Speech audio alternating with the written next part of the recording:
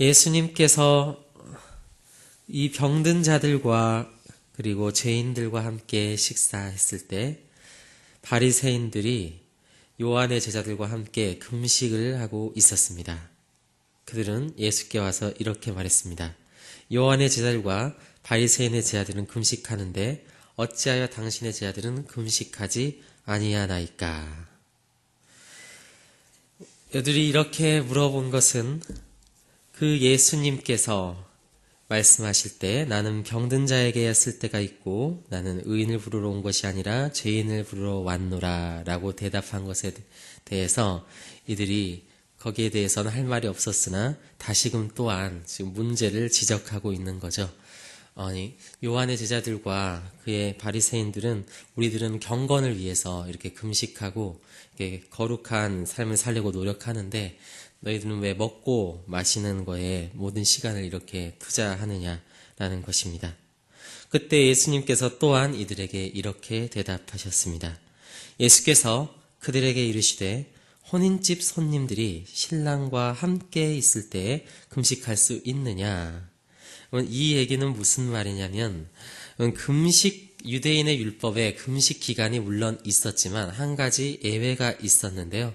그것은 결혼과 같은 큰 잔치가 있었을 때는 그런 큰 기쁨의 일들이 있었을 땐 금식하지 않아도 되는 이러한 또한 조항이 있었기 때문입니다. 그래서 예수님께서는 자신을 신랑으로 비유하시고 자신의 제자들을 혼인집 손님으로 비유하셔서 그 혼인집의 손님들이 신랑과 함께 있을 때 금식하지 않는 것처럼 나와 함께 있는 이 제자들은 지금 금식하지 않아도 된다라는 것을, 지금 나와 함께 이 복음을 즐기고 이 은혜 안에 누리면 된다라는 것을 그들에게 인식하여 주었습니다. 그러면서 두 가지 비유를 이제 얘기하시는데 첫 번째는 생배 조각을 낡은 옷에 붙이는 자에 대한 이야기입니다. 새 옷 조각을 낡은 옷에 붙이게 되면 예수님께서 말씀하시길 그 기운 새 것 때문에 낡은 그것이 당겨져서 옷이 곧 헤어져 버린다는 것입니다.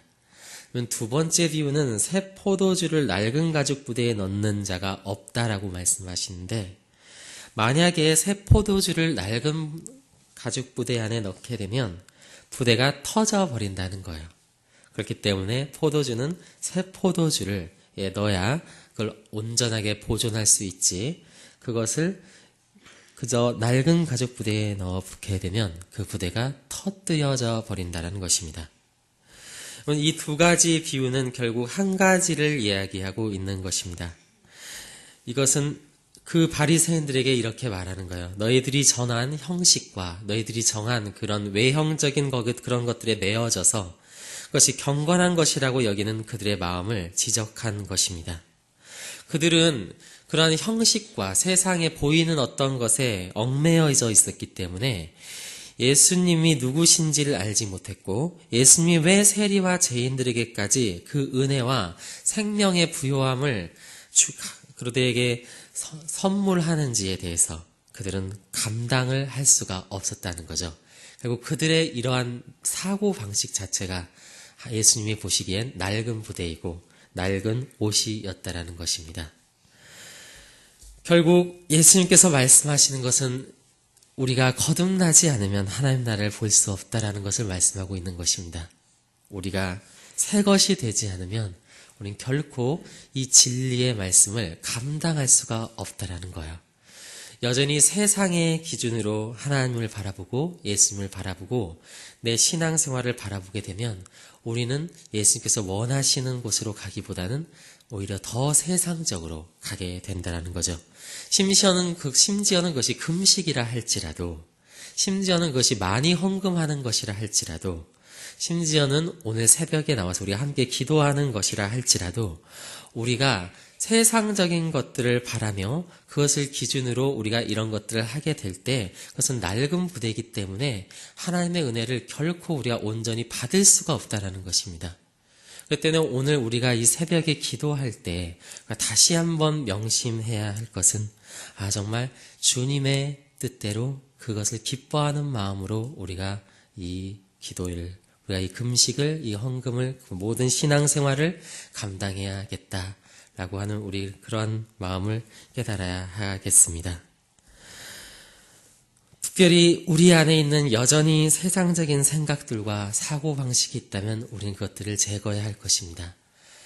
그것을 내가 주인이 되어져서 나의 사고방식대로 예수님의 복음을 바라보고 이 기도함을 바라보고 예배함을 바라보면 그것은 우상 숭배하는 것과 다름이 없을 것이기 때문입니다. 우리는 새 부대로 나를 만들어야겠습니다. 그것은 성령의 은혜로만 가능한 것이고 또한 오늘 주님의 그 성령의 은혜를 바라는 자들에게 오늘 이 말씀을 정말 그 심령 가운데 받아들이고 정말 그것이 열매 맺기를 바라며 기도하는 자들에게 하나님은 오늘 그러한 일들을 하실 것입니다. 우리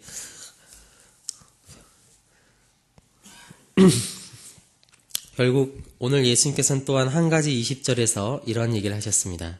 신랑을 빼앗길 날이 이를 것인데 그날에는 금식을 하게 될 것이다. 오늘 신랑이 빼앗기는 날은 일단 역사적으로는 예수님께서 십자가에서 죽으셨던 바로 그 날을 이야기하고 있습니다. 우리가 언제 슬퍼하고 금식해야 될까요? 그것은 예수 그리스도의 십자가의 죽으심을 생각할 때 우리는 금식하고 슬퍼해야 한다는 것입니다. 왜 그것이 우리에겐 슬퍼할 일이 되었습니까? 나의 죄 때문에, 나의 욕심 때문에 예수님께서 그 십자가에 달려 죽으셨기 때문입니다. 이것은 오늘날 더 깊숙이 생각해 보면 우리가 정말 슬퍼하고 우리가 정말 금식해야 할 때는 언제인가? 그것은 우리 안에 있는 옛사람이 여전히 살아있을 때, 우리는 그 옛사람이 죽음을 맞이할 때 우리는 슬퍼하고 우리는 금식해야 하겠습니다. 그렇게 해서 우리는 새 사람을 입기 위하여 주님 앞에 애통하며 엎드려져야 할 것입니다. 그것이 바로 예수님이 십자가를 통해서 우리에게 주시고자 하는 의미이자 그것이 바로 우리에게 있어서는 슬퍼하고 금식해야 할 때라는 것이죠. 그래서 우리는 다시금 그 기쁨을 소유해야 합니다. 바로 신랑을 내 안에 다시금 모시고 다시 예수님이 내 안에서 살아나고 성령의 충만함을 받는 데까지 우린 주님 앞에 회개하며 주님께 나아가야 할 것입니다. 오늘 함께 이 금식 논쟁에 대해서 우리 함께 말씀을 보게 되었습니다. 오늘 이 말씀을 통해서 저희들 다시금 정말 새로움을 잊길 원합니다. 우리 거듭나지 않으면 새 것이 되지 않으면 결코 진리를 감당할 수 없다고 하는 우리 예수님의 말씀을 기억하면서 우리의 옛 부대, 낡은 부대들을 제거하고 우리의 낡아져 있는 옷을 제거하고 새 옷을 입고 새 가죽 부대로 준비되어지는 오늘 이 새벽의 시간이 되어지기를 진심으로 축복합니다. 아멘. 우리 함께 기도도 하겠습니다. 하나님 아버지 감사드립니다. 주님께서 기뻐하시는 우리 그런 주님의 참된 제자들이 되길 원합니다. 우리가 세상의 기준으로 우리 주님의 은혜를 바라볼 때 그것은 이해되지 않습니다. 내 삶 가운데 나의 이 인생을 세상의 기준으로 바라보면 하나님은 내게 복을 주시지 않는 것 같고 하나님은 내 안에 계시지 않는 것 같을 때가 너무나도 많이 있다라는 것입니다. 그렇지만 하나님 저희들에게 다시금 새로운 부대가 되게 하여 주셔서 우리가 새 옷을 입게 하여 주셔서 예수 그리스도를 옷 입게 하여 주셔서 저희들 정말 하나님의 그 은혜를 알고 지금도 주님께서 우리 가운데 은혜를 베풀고 계시는구나 라는 사실을 깨달아 저희들 정말 우리의 모든 죄악과 모든 이런 옛사람들을 주님 앞에 내어놓고 주님의 그 십자가의 은혜로 다시금 새롭게 변화함을 얻는 오늘 시간이 될 수 있도록 주여 함께하여 주시옵소서. 감사드립니다. 우리 주 예수 그리스도의 이름으로 기도드립니다. 아멘.